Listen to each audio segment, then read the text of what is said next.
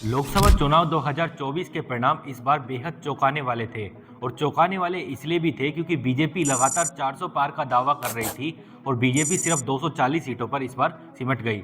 BJP वैसे तो देश में बेहद सीटें हारी हैं अगर उनके अनुमान से देखें, क्योंकि वो 370 का दावा कर रहे थे और वो आके सिमट गए 240 पर। अगर उनके पिछले बार से अगर कंपेयर किया जाए तो बीजेपी पिछली बार आपके 303 सीटें जीती थी, लेकिन इस बार उनकी कम से कम 60-70 सीटें कम थी और बीजेपी इन 60-70 सीटों में एक सीट ऐसी हार गई जो बीजेपी को अगले 5 साल तक ये सवाल कचोटता रहेगा, क्योंकि सोशल मीडिया से लेकर आपके मेन स्ट्रीम मीडिया में यही सवाल है कि बीजेपी आपके अयोध्या में कैसे हार गई।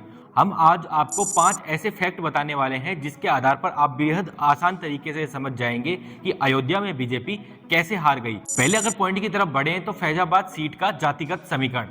जैसे दर्शकों हर एक सीट का एक जातिगत समीकरण होता है, ऐसे आपके फैजाबाद सीट के भी जातिगत समीकरण हैं। अब आप सोच रहे होंगे अभी तो हम वीडियो में अयोध्या सीट की बात कर रहे थे, ये फैजाबाद कहां से आ गया?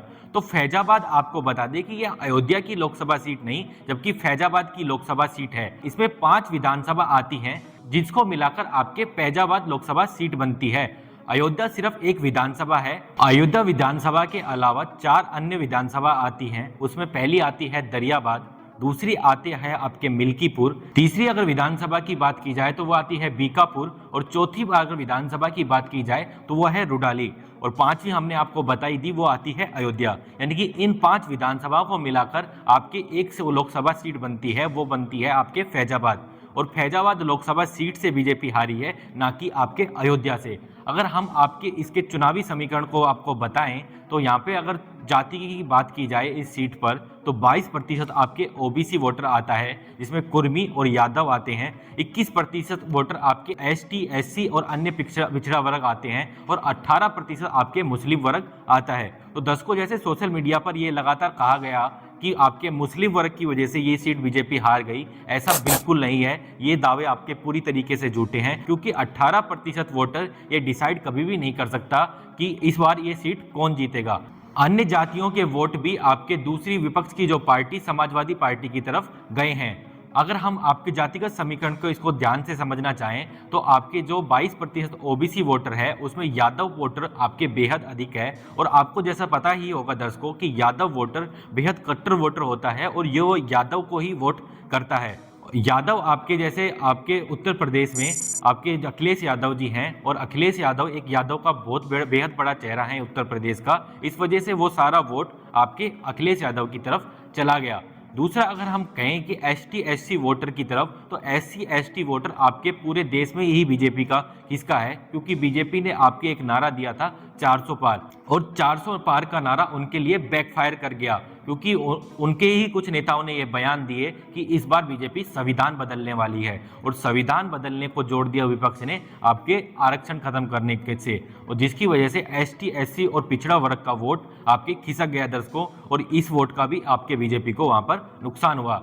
तीसरे अगर बात की जाए 18% मुस्लिम वोटर की, ये तो बीजेपी का कभी रहा ही नहीं था, तो अब कहां से होना था, तो इस वजह से बीजेपी इस सीट से हार गई।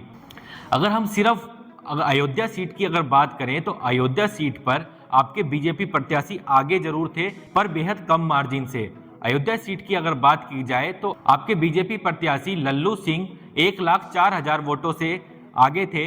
वहीं अगर अवधेश प्रसाद की बात की जाए तो उनको अयोध्या विधानसभा से 1 लाख वोट मिले हैं दर्शकों। यानी कि ये नहीं कहा जा सकता कि अयोध्या वासियों ने भी बीजेपी को आसानी से जिता दिया, क्योंकि अंतर बेहद 4,000 का ही था और 4,000 का अंतर आपके लोकसभा चुनाव में कोई बड़ा अंतर नहीं माना जाता है दर्शकों। वही अगर अन्य चारों लोकसभा सीटों की बात की जाए तो बीजेपी उन सीटों से हार गई है, यानी कि बीजेपी जो प्रत्याशी हैं लल्लू सिंह वो यहां से पीछे रहे हैं। अगर इतिहास की बात की जाए तो लल्लू सिंह 2014 हो या 2019 यहाँ पर आपके सांसद रहे हैं और इस बार भी उनको सांसद का टिकट दिया गया था। लेकिन वहीं अगर बात की जाए आपके अवधेश प्रसाद की तो अवधेश प्रसाद जी आप मिल्कीपुर से सपा की तरफ से इस बार विधायक थे, जिन्होंने आपके 50,000 वोटों से अधिक से जीत हासिल करी है। तो ये एक आपके पहला पॉइंट था, जो जातिगत समीकरण था वो बहुत बड़ा फैक्टर है इस बार बीजेपी के अयोध्या से चुनाव हारने का। दूसरे पॉइंट की तरफ अगर हम बढ़ें, दूसरा पॉइंट आपके निकल कर आता है दर्शकों अयोध्या में प्रशासन से आपके वहाँ के लोगों के जो स्थानीय लोग थे उनकी नाराजगी। दोस्तों अगर इस पॉइंट को अगर विस्तार से समझें तो आपको हम बता दें कि वहाँ पर आपके राम मंदिर बनाने के लिए 14 किलोमीटर लंबा एक मार्ग बनाया गया था, जिसमें 14 किलोमीटर लंबे मार्ग में विभिन्न दुकानें और विभिन्न घरों को तोड़ा गया था।